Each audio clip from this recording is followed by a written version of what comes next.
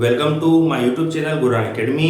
दोस्तों, मैं हूं प्रीतेश महाजन और आज आपके सामने लेके आया हूं क्लास 9 सीबीएसई साइंस का chapter number first, that is a matter in our surrounding. दोस्तों, इस चैप्टर पर मैं 4 वीडियो पहले भी बना चुका हूं, जिसकी लिंक मैंने डिस्क्रिप्शन में दे रखी है। इस चैप्टर पर यह हमारा 5वां वीडियो है। तो चलिए स्टार्ट करते हैं और देख लेते हैं कि आज हम क्या क्या आउटलाइंस पढ़ने वाले हैं। Change of state of matter, जो कि 2 तरह से होता है। Change of state of matter bye changing the temperature, bye changing the pressure. जो हमारा 3rd वीडियो है उसमें हम चेंजिंग द टेम्परेचर के बारे में स्टडी कर चुके हैं, जिसमें हमने मेल्टिंग, कंडेंसेशन, फ्रीजिंग, वेपराइजेशन, ये सारी चीजें हमने पढ़ी थी। आज हम इस वीडियो में मेनली बात करेंगे बाय चेंजिंग द प्रेशर, कि किस प्रकार से स्टेट चेंज होता है जिस कभी हम प्रेशर को चेंज करें तो। ठीक है, टेम्परेचर हम पढ़ चुके थे। उसके बाद हम पढ़ेंगे इवापोरेशन। इवापोरेशन में हम देखेंगे इंट्रोडक्शन। इंट्रोडक्शन के बाद देखेंगे हम फैक्टर अफेक्टिंग द इवापोरेशन, कैसे कौन कौन से फैक्टर हैं जो इवापोरेशन को अफेक्ट करते हैं। Cooling caused by evaporation, evaporation process के थ्रू कैसे कूलिंग होती है, उसके कुछ फिनोमिना हम देखेंगे। To show the presence of water vapour in air, फिर हम आ जाएंगे कि किस प्रकार से एयर में वाटर वेपर की जो प्रेजेंस होती है वो हम देखेंगे। उसके बाद हम आ जाएंगे to more state of matter, हम मैटर की 2 और स्टेट देखेंगे, जैसे हमने सॉलिड, लिक्विड और गैस के बारे में पढ़ा था। तो 2 स्टेट और, जैसे प्लाज्मा और बोस-आइंस्टीन कंडेंसेट, उसके बारे में हम बात करेंगे। तो दोस्तों, इस तरह से देखा जाए तो यहां तक आते आते 4th पॉइंट तक आते आते हमारा चैप्टर कंप्लीट हो जाएगा। तो दोस्तों, चलिए हम स्टार्ट करते हैं change of state of matter bye changing the pressure. चलिए फ्रेंड, आगे बढ़ते हैं। That is the change of state of matter by change of pressure. Friend, जैसा कि हम जानते हैं और हमने पढ़ भी रखा है कि किसी भी स्टेट ऑफ मैटर को हम टेम्परेचर बढ़ाने पे और टेम्परेचर कम करने पे हम उसकी स्टेट को चेंज कर देते थे। That is solid to liquid, liquid to gas, या gas to liquid and liquid to solid. आज हम जो स्टडी करने वाले हैं that is by changing the pressure. Friends, अगर हम किसी गैस की बात करें तो अगर उस गैस के ऊपर अगर हम प्रेशर बढ़ाएं इन द सेंस कि हम उसे कंप्रेस करें और उसका टेम्परेचर कम करें, साथ ही साथ मींस प्रेशर बढ़ाने के साथ साथ उसका टेम्परेचर अगर हम कम करें, तो वह जो स्टेट है गैसेस स्टेट कहीं ना कहीं लिक्विड में चेंज हो जाती है। और साथ ही साथ अगर कोई हम सॉलिड की बात करें, that is the dry ice है जो एग्जांपल के रूप में, अगर हम सॉलिड की बात करें, अगर उस पे हम प्रेशर कम करें और टेम्परेचर को बढ़ाएं, means decreasing the pressure and increasing the temperature, तो दोनों केस में कहीं ना कहीं स्टेट चेंज होती है। पहले वाला जो केस है जिसमें हम गैस के ऊपर प्रेशर बढ़ाएं और टेम्परेचर कम करें, तो वो गैस जो है वो लिक्विड में चेंज हो जाती है। और जो सेकंड वाला केस है जिसमें हम सॉलिड के ऊपर कभी हम प्रेशर कम करें और टेम्परेचर को बढ़ाएं, तो वह डायरेक्ट गैस में कन्वर्ट हो जाता है, that is solid to gas.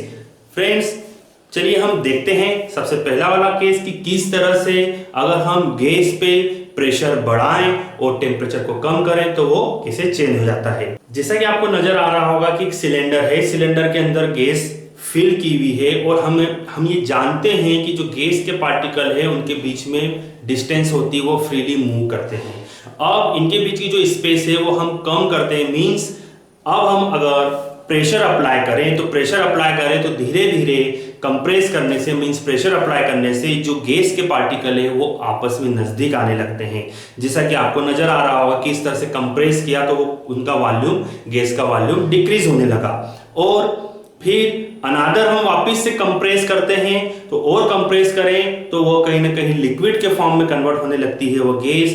अब यहाँ पे बात ये आती है कि हमें यहाँ पे कूल करना पड़ता है, क्योंकि हम ज्यादा कंप्रेस करते हैं तो ज्यादा कंप्रेस करने पर यहाँ पर हीट प्रोड्यूस होती है और उस हीट को कूल करना होता है, और कूल करने के बाद जो हमारी गैस है वो लिक्विफाई हो जाती है। मींस हम यूं बोल सकते हैं कि प्रेशर को बढ़ाने से और टेम्परेचर को कम करने से, यहाँ हम बोलें कि गैस को कंप्रेस करने से और कूल करने से जो हमारी गैस है वो लिक्विड में कन्वर्ट हो जाती है। जैसा कि आपको डायग्राम में नजर आ रहा होगा कि किस तरह से हमने उसको कंप्रेस करके कूल किया तो वो लिक्विफाई हो जाती है। आपने एग्जांपल देखा होगा, that is a liquefied petroleum gas. तो जो एलपीजी होती है वो कंप्रेसिबिलिटी, हाई कंप्रेसिबिलिटी गैस होती है और उसको कंप्रेस करके लिक्विफाई किया जाता है।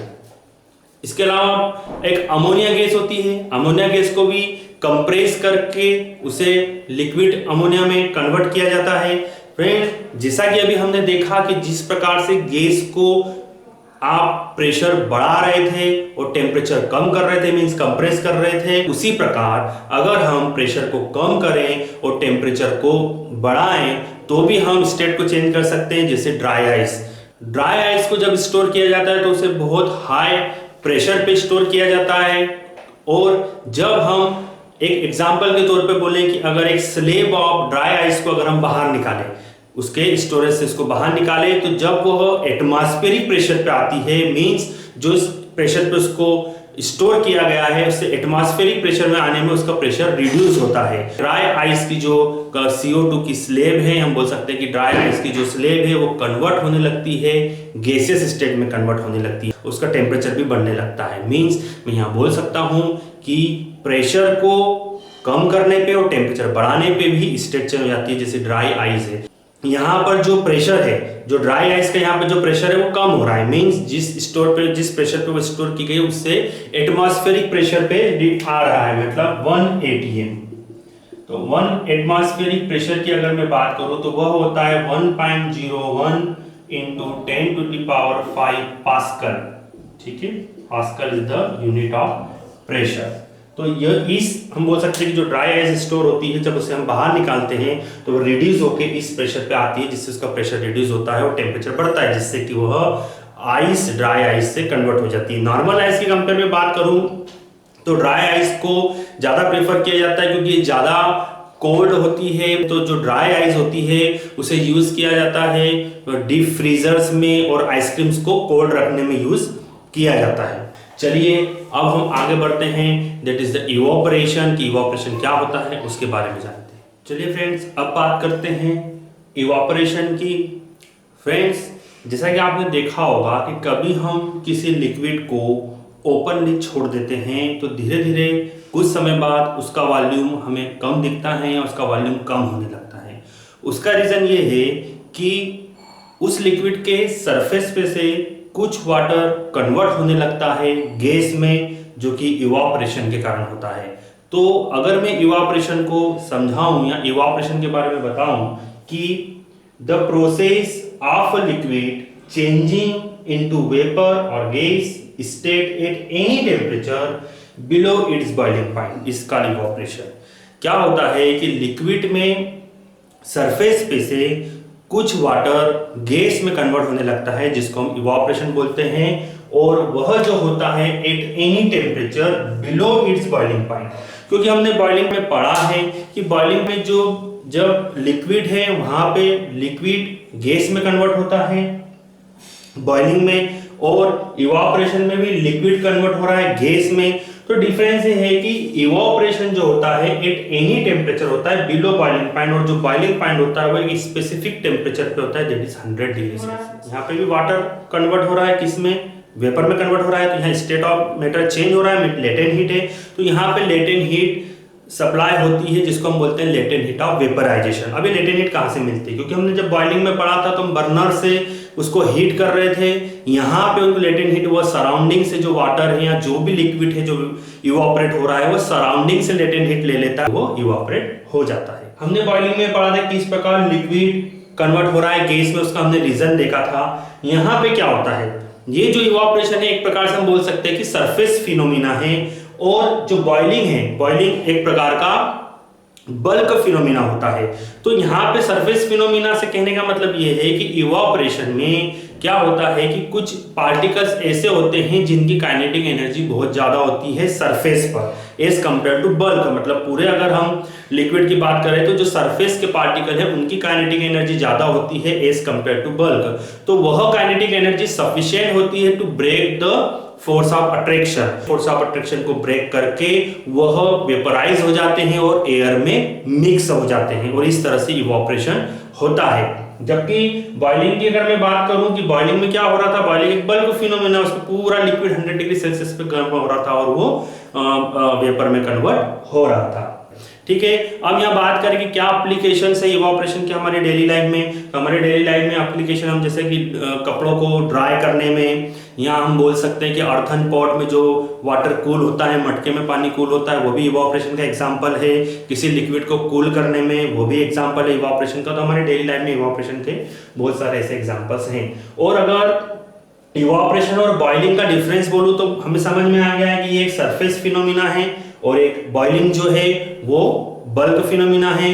वो सरफेस पे होता है, ये बल्क में होता है। इसे पर्टिकुलर टेम्परेचर की जरूरत होती है बॉइलिंग में, जबकि इवोपरेशन में कोई पर्टिकुलर टेम्परेचर नहीं है, वो किसी भी टेम्परेचर पे हो सकता है। और हम बात करें कि बॉइलिंग के लिए हमें गर्म करने के लिए, हीट एनर्जी देने के लिए किसी बर्नर की आवश्यकता होती है, बट इवोपरेशन में वो सराउंडिंग से ले लेता है एनर्जी, हीट एनर्जी हमें एक्स्ट्रा देने की जरूरत नहीं होती है। तो इस प्रकार, और एक पॉइंट ये भी बोल सकता हूं कि बॉइलिंग जब होता है तो उसमें पर्टिकुलर लिक्विड की हीट बढ़ती है और इवोपरेशन में हीट कम होती है, कूल होता है इधर सॉल्यूशन और इधर सॉल्यूशन की हीट बढ़ती है। तो इस प्रकार से आप उसमें डिफरेंस भी कर सकते हैं, उसमें डिस्टिंग्विश कर सकते हैं इवोपरेशन और बॉइलिंग।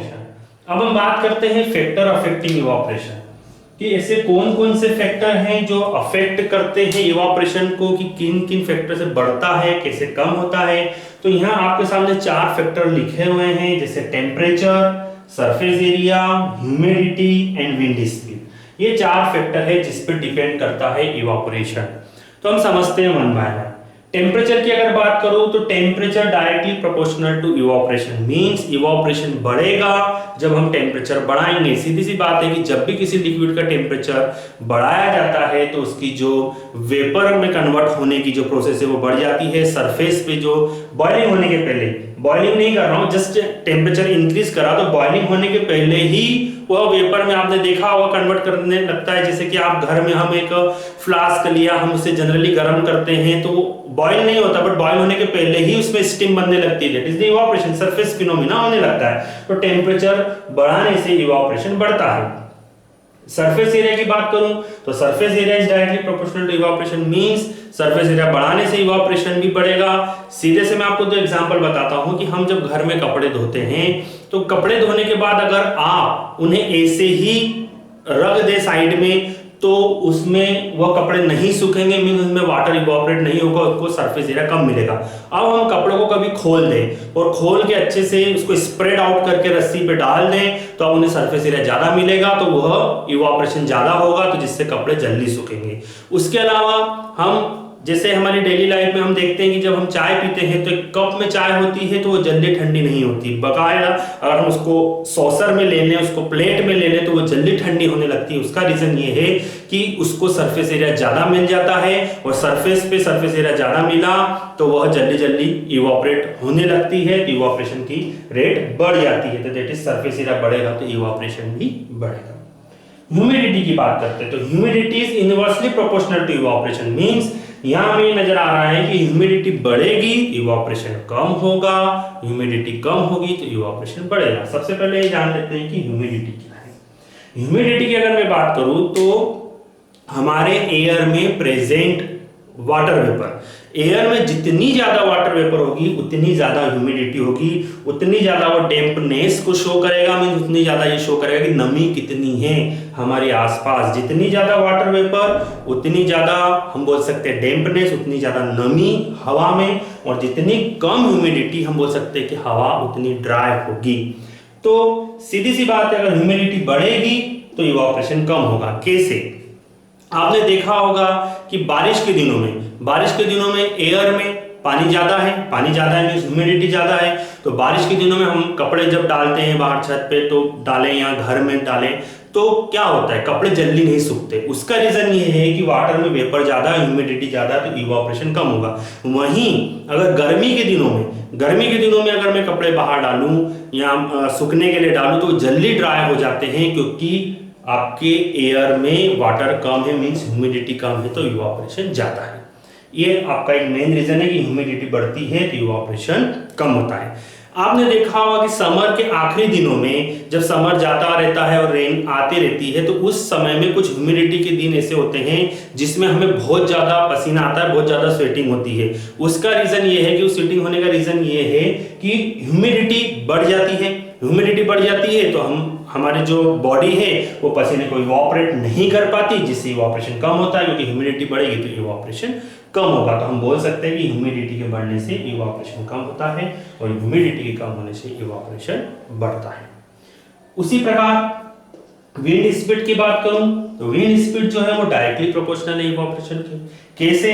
जैसे ही विंड स्पीड बढ़ती है तो विंड स्पीड बढ़ने से क्या होगा, विंड स्पीड बढ़ेगी तो जो वाटर वेपर है एयर में, विंड स्पीड के बढ़ने से वाटर वेपर जल्दी अवे हो जाएंगे। हम बोल सकते हैं कि वाटर वेपर कम होने लगेगी, वाटर वेपर उड़ जाएगी, तो उस कंपेयर में क्या होगा, ह्यूमिडिटी कम होगी, ह्यूमिडिटी कम हो जाएगी तो इवॉपरेशन बढ़ जाएगा। तो विंड स्पीड ज्यादा होने से इवॉपरेशन भी बढ़ता है, क्योंकि वाटर वेपर कहीं ना कहीं विंड के साथ अवे होने लगती है और कहीं ना कहीं आपका इवॉपरेशन बढ़ने लगता है।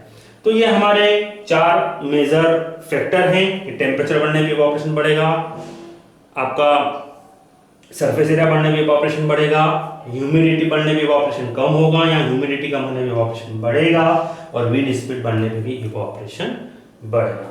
तो ये है हमारा इवॉपरेशन और इवॉपरेशन पे बेस्ड कुछ फैक्टर और कुछ एग्जांपल्स मैंने आपको बताए। चलिए अब हम आगे बढ़ते हैं और कुछ फिनोमेना ऐसे देखते हैं कि इवॉपरेशन कैसे हेल्प करता है, कूलिंग इफेक्ट कैसे देता है, या हम बोल सकते हैं कि इवॉपरेशन से कूलिंग इफेक्ट हमें कैसे मिलता है, उसके बारे में कुछ फिनोमेना देखते हैं। चलिए आगे बढ़ते हैं। चलिए फ्रेंड्स, अब देखते हैं cooling cause by evaporation in presence of water vapour in air. सबसे पहले हम देखते हैं कूलिंग काज बाय इवॉपरेशन कि इवॉपरेशन के थ्रू कैसे कूलिंग होती है और क्या होता है। फ्रेंड्स, इसके पहले जैसा अभी हमने पढ़ा था कि जब इवॉपरेशन हो रहा है तो जो सरफेस का लिक्विड है वो कन्वर्ट हो रहा है वेपर में, और यहाँ पे स्टेट चेंज हो रहा है। तो जैसा कि मैंने बताया था कि स्टेट चेंज होने के लिए हमें यहाँ पे लिक्विड टू वेपर बन रहा है या लिक्विड टू गैस बन रहा है, तो यहाँ पे हमें जरूरत है that is the latent heat of vaporisation की। तो जैसा मैंने बताया था कि लेटेंट हीट ऑफ वेपराइजेशन है लिक्विड अपने सराउंडिंग से कलेक्ट करके लेटेंट हीट ऑफ वेपराइजेशन के थ्रू लिक्विड को वेपर में कन्वर्ट कर देता है। तो इवॉपरेशन में अगर हम कूलिंग इफेक्ट देखें तो हमें एक पॉइंट यहाँ ध्यान रखना है कि इवॉपरेशन लिक्विड का जब भी होगा जब वो किसी सरफेस से कांटेक्ट में आता है, जिस भी सरफेस से टच होता है, तो उस सरफेस से वो हीट ले लेता है as a latent heat of vaporisation के थ्रू और इवॉपरेशन शो करता है। जैसे कुछ एग्जांपल है मैं आपको बताता हूं, आपको समझ में आएगा। सपोज करिए हमने थोड़ा सा अमाउंट ऑफ स्पिरिट ले लिया, उस स्पिरिट को हमने हमारे हाथ में लिया और उसे कंप्लीटली हमारे हाथों में हमने फैलाया, तो थोड़े टाइम बाद हमें उसका कूलिंग इफेक्ट लगने लगता है। जैसे सैनिटाइजर है, अब सैनिटाइजर को आप लेंगे उसे कंप्लीटली हमारे हाथ पर रब करेंगे तो आपको कूलिंग इफेक्ट होगा। उसका रीजन ये है कि जैसे ही आप सैनिटाइजर या स्पिरिट को आप हाथ में लेते हैं तो वह इवॉपरेशन होने लगता है, उसका इवॉपरेशन होने लगता है, और इवॉपरेशन होने के लिए जो लेटेंट हीट ऑफ वेपराइजेशन है हमारे हैंड से ले लेता है, तो हमारे हैंड में हमको कूलिंग इफेक्ट होने लगता है। उसी प्रकार समर में, गर्मी के दिनों में हम अर्थन पोर्ड है हमारा, जिसको मटका बोला जाता है, मटके में पानी ठंडा रहता है। उसका रीजन ये है कि जो मटका होता है, मटके के अंदर छोटे छोटे पोर्स होते हैं। जब उसके अंदर हम पानी को फिल करते हैं तो वह छोटे छोटे पोर से पानी बाहर आने लगता है। वो छोटे छोटे होल जो होते हैं वो हमें इजीली नहीं देख पाते, वो उस होल में से पानी बाहर आने लगता है। अब जैसे बाहर आने लगता है और बाहर आकर वो इवॉपरेट होने लगता है, तो इवॉपरेशन के लिए उसे चाहिए लेटेंट हीट ऑफ वेपराइजेशन, तो वह लेटेंट हीट ऑफ वेपराइजेशन ले लेता है जो मटके के अंदर पानी है उससे, और मटके के अंदर पानी से वो लेटेंट हीट ऑफ वेपराइजेशन लेके इवॉपरेट हो जाता है, तो जो अंदर के मटके का पानी है वो ठंडा हो जाता है। और आपने यह भी देखा होगा कि जब हम फिजिकल एक्सरसाइज करते हैं या हम किसी भी गर्मी वाले एरिया में जाते हैं तो हमारी बॉडी टेम्परेचर को मेंटेन करने के लिए स्वेटिंग करती है, तो वह पसीना जब इवॉपरेट होता है तो हमें बड़ा कूलिंग इफेक्ट होता है। वो इवॉपरेट जब होता है वो पसीना तो हमारे बॉडी से हीट को ले लेगा। किस फॉर्म में हीट को लेगा, जैसा भी हमने पढ़ा, लेटेंट हीट ऑफ वेपराइजेशन के रूप में वो हीट हमारी बॉडी से लेता है और इवॉपरेट हो जाता है। इस तरह से हमें बॉडी में भी कूलिंग इफेक्ट महसूस होता है। उसी प्रकार समर के दिनों में, गर्मी के दिनों में हम कॉटन के कपड़े पहनते हैं। कॉटन के कपड़े पहनते हैं तो कॉटन के कपड़े की प्रॉपर्टी होती है कि वो हमारा जो पसीना है, हमारा जो स्वेटिंग है, उसको एब्जॉर्ब कर लेता है और एब्जॉर्ब करके फिर उसको इवापोरेट कर देता है। और इवापोरेट करने के लिए जो उसको हीट मिलती है वो हमारी बॉडी से मिलती है, इसलिए हमें कॉटन के कपड़े समर के दिन में जब हम पहनते हैं तो बड़ा कूलिंग इफेक्ट होता है। इसकी जगह हम अनादर कोई टेरिकॉट या इस टाइप के कपड़े कभी पहने तो वह एब्जॉर्ब नहीं कर पाता, जिसके कारण हमको कूलिंग इफेक्ट नहीं होती। इसलिए गर्मी के दिनों में जनरली हम कॉटन के कपड़े पहनते हैं क्योंकि वह पसीने को जल्दी से एब्जॉर्ब कर लेता है। तो यह कुछ रीजन थे कि कूलिंग काज बाय इवापोरेशन, जिसमें हमने देखा स्प्लिट का एक एग्जांपल देखा, हमने मटके का एक एग्जांपल देखा, एक्सरसाइज का एक एग्जांपल देखा, कॉटन क्लॉथ का एक एग्जांपल देखा।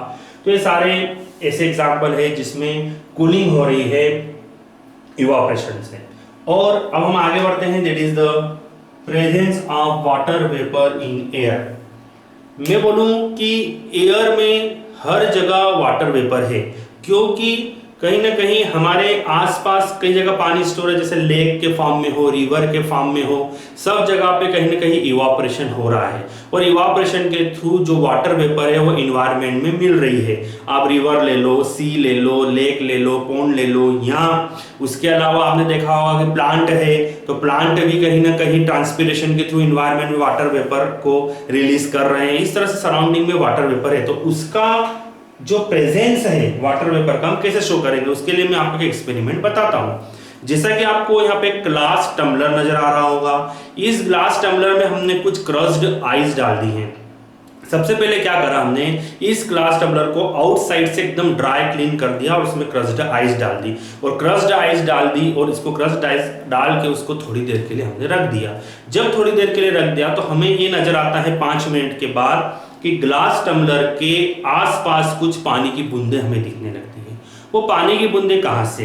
वो पानी की बूंदें जो हमारे आसपास में एयर में वाटर थी, या एयर में बोल सकते हैं वाटर वेपर जो थी, वह उस ग्लास टम्बलर की सरफेस पे आके टकराई। और ग्लास टम्बलर कूल था, ठंडा था, आइस अंदर होने के कारण, जिससे कि वो कंडेंस हो गई। मींस वाटर वेपर कंडेंस होके क्या बन गई?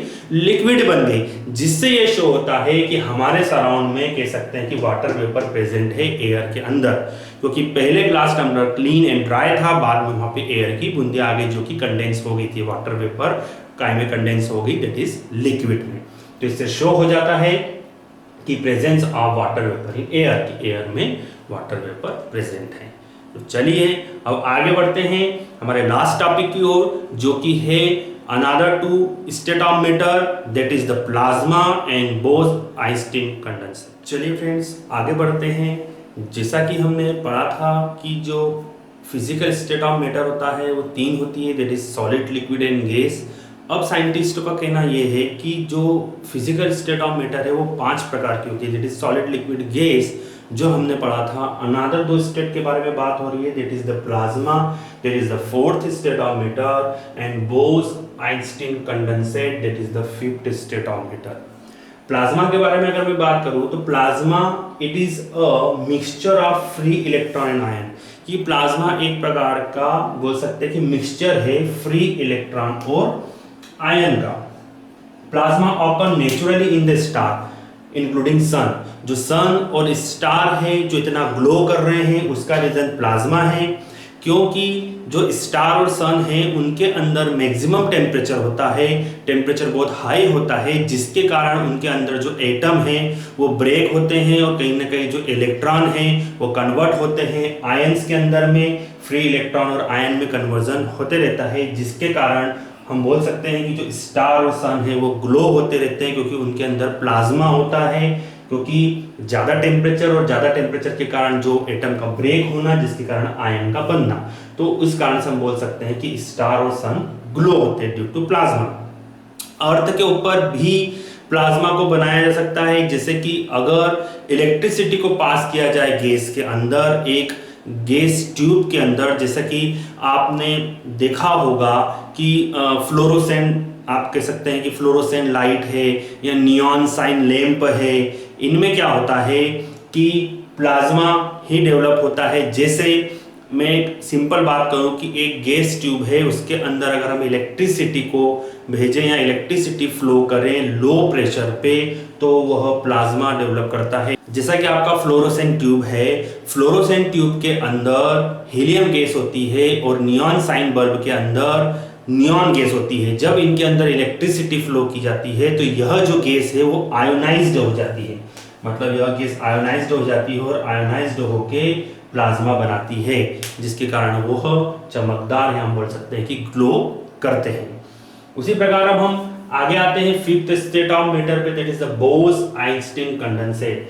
1920 में सत्येंद्रनाथ बोस जो साइंटिस्ट थे, इंडियन साइंटिस्ट, उन्होंने कुछ कैलकुलेशन की थी और कुछ कैलकुलेशन के बेस पे फिफ्थ स्टेट ऑफ मैटर के बारे में उन्होंने बताया था, जिसको कि अल्बर्ट आइंस्टीन ने प्रेडिकेटेड करके यह बताया था कि there is an existence of BEC means Bose Einstein condensate.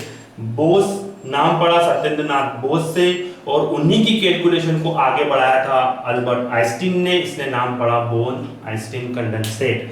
और finally fifth state of matter को अचीव किया 3 यूएसए के साइंटिस्ट ने, जिनके लिए 2001 में उन्हें नोबेल प्राइज भी मिला था, जिनका नाम था कॉर्नेल, कैटेरेल और वायमैन। इन तीनों ने बोस-आइंस्टीन कंडेंसेट के को अचीव किया और उन्होंने कूलिंग की थी गैस को, cooling a gas of extremely low density to super low temperature. उन्होंने इसको अचीव किया था कूल करके एक्सट्रीमली लो डेंसिटी गैस को एक सुपर लो टेम्परेचर पे कूल करके उन्होंने बोस-आइंस्टीन कंडेंसेट को अचीव किया था और इस पे उन्होंने नोबेल प्राइज मिला था। फ्रेंड, इसके बारे में ज़्यादा जानकारी नहीं है, अभी जो बेसिक जानकारी है वही मैं आपको बता रहा हूँ, आप इतना ध्यान रखिएगा। इसके अलावा सॉलिड लिक्विड गैस पे डीपली जो जानकारी है वो हमने अच्छे से पढ़ी है। दोस्तों, इस वीडियो में इतना ही। ये हमारा मैटर इन अवर सराउंडिंग का लास्ट वीडियो था, जो कि आज एंड हो गया है, मतलब हम बोल सकते हैं कि हमारा चैप्टर खत्म हो गया है। फ्रेंड्स, अगर आप यह पूरे 5 वीडियो कंप्लीटली पढ़ लेंगे तो उसमें आपको कंप्लीटली बेसिक नॉलेज, हर एक टॉपिक का, हर एक हेडिंग का बेसिक नॉलेज मिल जाएगा। और इस पे डिपेंडेंट अगर मैं क्वेश्चन की बात करूं तो डिपेंडेंट क्वेश्चन आप इजीली सॉल्व कर लेंगे। उसके अलावा भी अगर आप चाहते हैं कि इस पे डिपेंडेंट क्वेश्चन के लिए एक वीडियो बनाया जाए तो प्लीज कमेंट जरूर करिएगा। और आपको ये वीडियो पसंद आए तो please like, share and subscribe कीजिएगा। अपना ध्यान रखिएगा और अब हम मिलेंगे हमारे नए चैप्टर के साथ, that is matter around us is pure के साथ, जो कि क्लास 9 सीबीएसई साइंस का चैप्टर नंबर 2 है। जब तक के लिए गुड बाय।